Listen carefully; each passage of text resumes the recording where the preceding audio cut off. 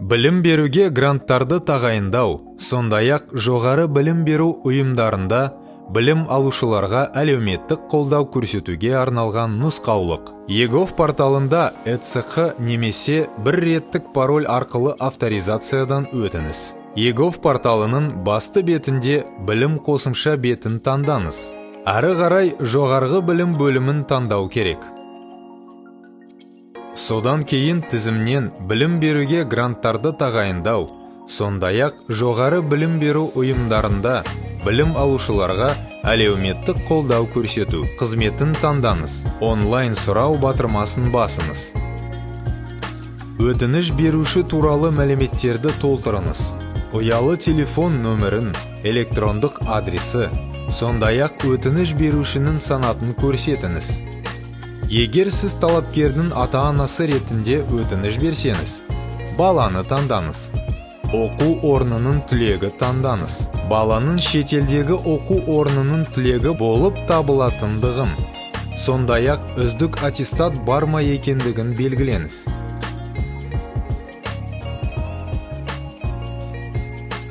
Білім туралы аттестаттың электрондық көшірмесін және аттестатқа қосымшаның электрондық көшірмесі жүктеп алыңыз. Шет тілін меңгергенін растайтын халықаралық сертификаттың бар жоғын белгіленіз. Талапкердің бағалау санын енгізіңіз. Ары қарай түймесін басыңыз. Егер бала алтын белгі белгісімен марапатталған болып табылса, белгі қойыңыз. Ары қарай түймесін басыңыз. Егер оқуға түсушінің артықшылықтары болса, жеңілдіктер түрін таңдаңыз. Ары қарай түймесін басыңыз. Жалпы мәліметтерді толтырыңыз. Оқыту түрі және ұбт туралы қажетті мәліметтерді таңдаңыз.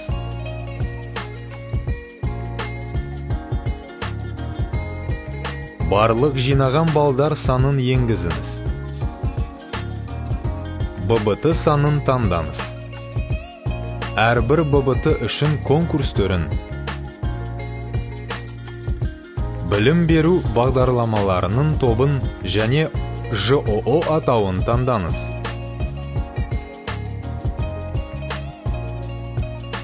Әрі қарай батырмасын басыңыз.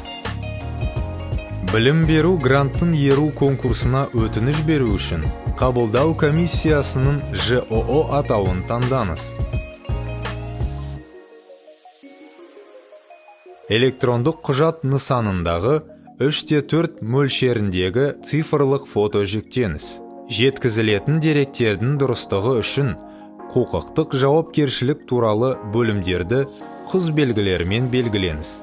Және қызмет көрсету үшін сыртқы жүйелерден алынған дербес деректерді пайдалануға келісім беріңіз. Ары қарай түймесін басыңыз. ЭЦХ немесе бір реттік пароль арқылы сұранымға қол қойыңыз.